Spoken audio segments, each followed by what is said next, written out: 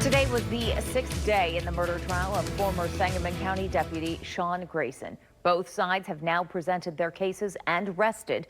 The prosecution called 11 witnesses, while the defense called just 4.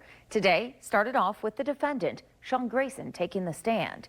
Now, News Channel 20's Monique Davis was inside the courtroom as Grayson gave his testimony earlier today. She joins us to break down reaction to him taking the stand. That's right. Sean Grayson stood on the stand for about an hour, and he testified about his experience and training as a law enforcement officer.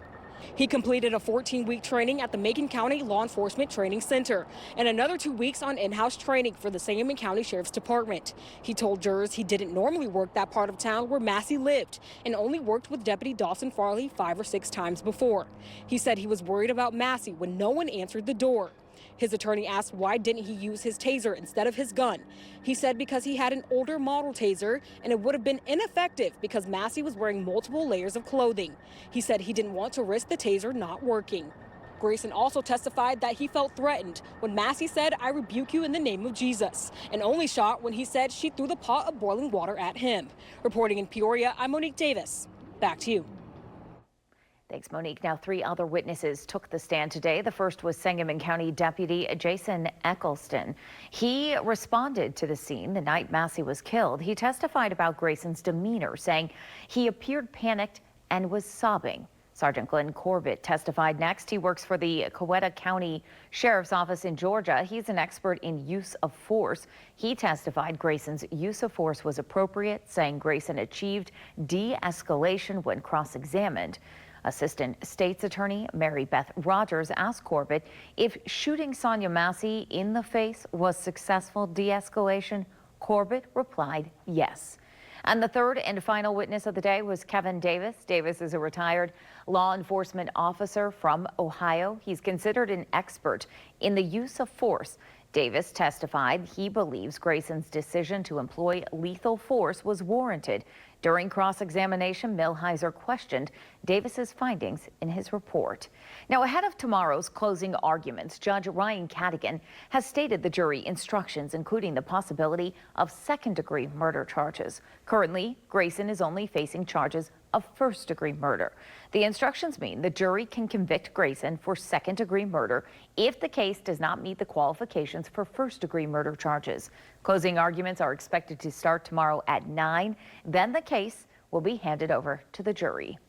Well, the Massey Commission holding their final meeting today after a year of listening to community desires about addressing areas needing attention after the shooting and killing of Sonia Massey. News Channel 20's Spencer Davis was there. He joins now with more on what the final meeting brought. Spencer? The commission announced and improved its final 27 calls to action, focusing on multiple aspects of the community. The commission calls them their signature policies: safety and dignity, truth and accountability, access and belonging, repair and investment, education and liberation, and their overarching theme to honor Sonia Massey: health as practice and protection, all done with community at the forefront. The way that this work has been done, it's grounded in restorative practices and justice. It was done with community at the center. We and they have reached out to the community and taken exactly what we have heard and built from that. Sante Massey, Sonia's cousin, spoke to the crowd and commission in place of Sonia's mother, Donna. Sante says there's still work to be done. We need to keep this going. We've got at least 5 to 10 years more work to do. There is so much more work that needs to be done, and this is the team to do it. This is the commission's final formal meeting. The multiple members asked the public to continue their work. Co-chair Joanne Johnson said they're returning the work to the people and asked for it to be continued. Reporting for News Channel 20, I'm Spencer Davis. Okay, thanks, Spencer. You can find the full list of calls to action on our website, and we will continue to cover this trial through closing arguments and the reading of the verdict. You can follow us on Facebook or see the live tweets from inside the courtroom on our X account.